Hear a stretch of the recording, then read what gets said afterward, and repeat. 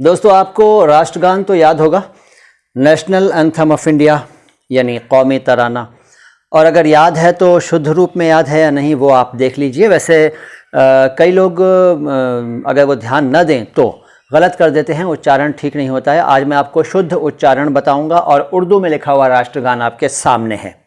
ठीक है, कौमी तराना कहते हैं राष्ट्रगान को उर्दू में। ये आपको मैंने अभी कहा, पहले भी बोला। और जन गण मन अधिनायक जय हे भारत भाग्य विधाता लिखा हुआ है। जन गण, जबकि गण है, जन गण मन अधिनायक जय हे भारत भाग्य विधाता, ये लाइन है। गण नहीं है लेकिन गण है। गण को हम गण, उर्दू में मजबूरी है लिखने की गण। गण के लिए अणा साउंड है नहीं, अगर अड़ा लिखेंगे तो गढ़ हो जाएगा, जो कि गलत है। इसलिए अणा की जगह उर्दू में न लिखते हैं गण। जन गण मन अधिनायक, अधि नहीं लिखा है मैंने, देखिए ध के नीचे जेर लगा दिया है, अधिनायक। जय है, जय ऐसे भी लिख सकते हैं और जय भी लिख सकते हैं। इस बारे में हम अभी 2-3 वीडियो पहले डिस्कस कर चुके हैं। भारत भाग्य विधाता, भाग्य ऐसे लिखते हैं उर्दू में, भाग्य भी प्रॉपर नहीं लिखा जा सकता तो भाग्य इस तरह लिख देते हैं। हमने तशदीद भी लगा दी क्योंकि बोलते समय भाग्य होता है, भाग्य। तो विधाता, विधाता। पंजाब सिंध गुजरात मराठा द्रविड़ उत्कल बंग। पंजाब सिंध, सिंध को की जगह सिंधु भी कहते हैं। सिंध भी ओरिजिनली तो सिंध लिखा था टैगोर साहब ने। गुजरात मराठा द्रविड़ उत्कल बंग, विंध्य हिमाचल यमुना गंगा उच्छल जलधि तरंग। अच्छा, जलधि है, हिंदी में इ की मात्रा है जिसको कुछ लोग छोटी इ कह देते हैं, जलधि, लेकिन यहाँ जलधि लिखा हुआ है। अब ये मजबूरी है उर्दू की, एक मजबूरी, कई मजबूरियों में से एक ये भी है कि जलधि लिखने के लिए जलधि लिखना पड़ेगा, या फिर ध लिखकर यानी द और हा लिखकर, ये दो चश्मी है, नीचे जेर लगा दें जलधि, तो उससे अच्छा तो लोग ये मानते हैं कि जलधि लिख दिया जाए, लेकिन मालूम होना चाहिए कि ये जलधि है। जलधि तरंग।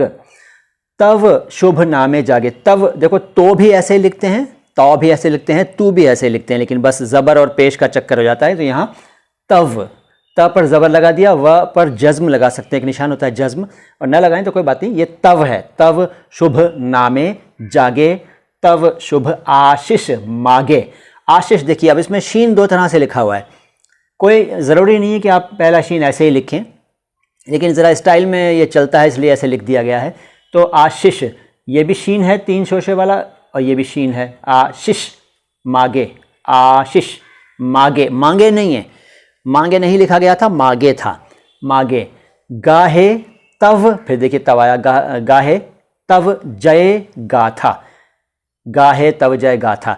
जन गण मंगलदायक, अब देखिए यहाँ जन गण मन, मन अधिनायक था, जन गण मन अधिनायक, यहाँ है जन गण मंगल, जन गण मंगलदायक जय हे भारत भाग्य विधाता। यहाँ भी तशदीद लगा देते हैं, वैसे ना भी लगाएं तभी पढ़ लिया जाएगा। भाग्य विधाता, जय हे जय हे जय जय जय जय हे। ठीक है, हमजा वाली जय लिखने की बजाय जे भी लिख सकते थे, लेकिन वो फिर जे पढ़ लिया जाता है। हालांकि कुछ लोग वैसे भी लिखते हैं बिना हमजा के जय हे, लेकिन साउंड जो है वो आपके मुंह से वही आना चाहिए, जय हे। अब पूरा एक बार शुद्ध उच्चारण के साथ एक बार और देखिए। जन गण मन अधिनायक जय हे भारत भाग्य विधाता।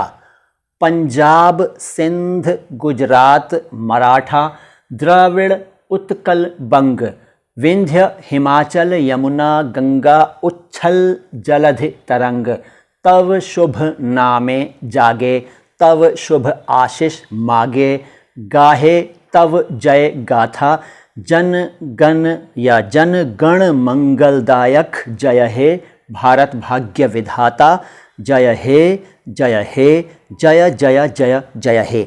उम्मीद है आज आपने शुद्ध उच्चारण सुन लिया और सीख लिया और समझ लिया होगा, और अब आप हमारे ख्याल से ख्याल रखेंगे जब भी आप किसी मौके पर हमारा ये कौमी तराना राष्ट्रगान गाएंगे तो शुद्ध उच्चारण से गाइए, परफेक्ट गाइए। इसको गाने का टाइम भी है, तकरीबन 52 सेकंड इसका गाने का ड्यूरेशन होता है जो तय किया गया था।